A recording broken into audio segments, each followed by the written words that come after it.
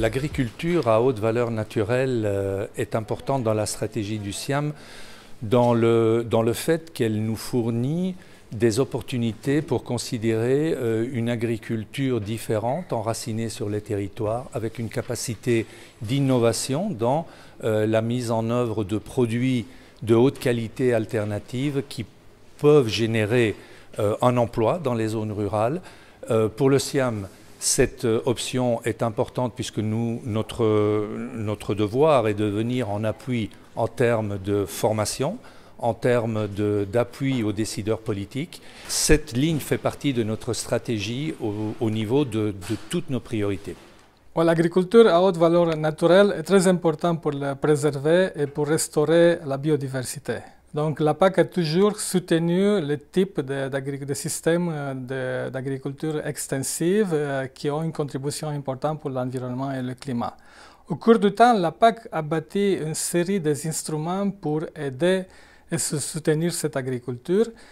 Et donc, il y a plusieurs instruments dans le premier et surtout le deuxième pilier de la PAC qui soutiennent ce type d'agriculture.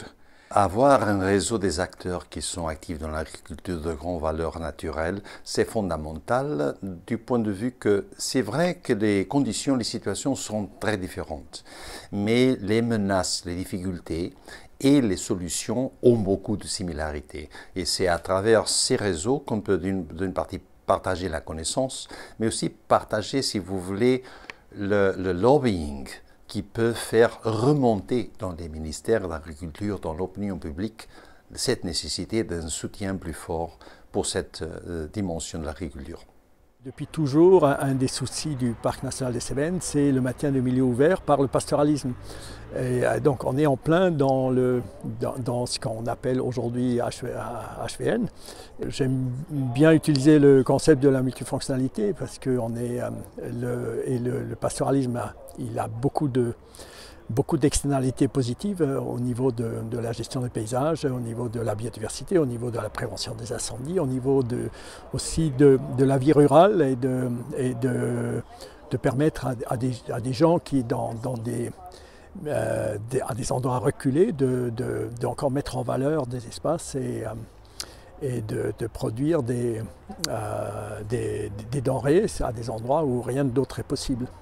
Qu'est-ce qu'il faut faire pour maintenir finalement cette forme d'agriculture et donc la biodiversité qui en dépend? C'est de faire en sorte qu'elle soit soutenable, cette activité, que sur les plans économiques, sociaux, ce soit des activités viables. C'est important à la base.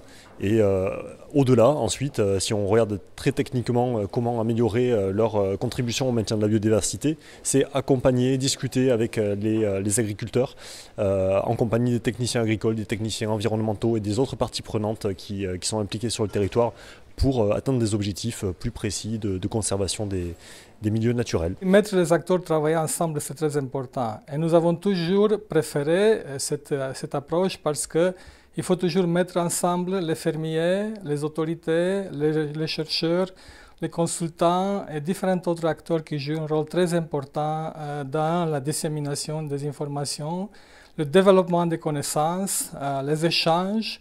Et ça, c'est très important et c'est pour ça que nous soutenons cette approche. Ce genre de réunion permet déjà du networking, comme on dit en bon français, et permet d'affûter un peu mieux nos couteaux pour les bagarres à venir. Et il y a une partie de ces bagarres qu'il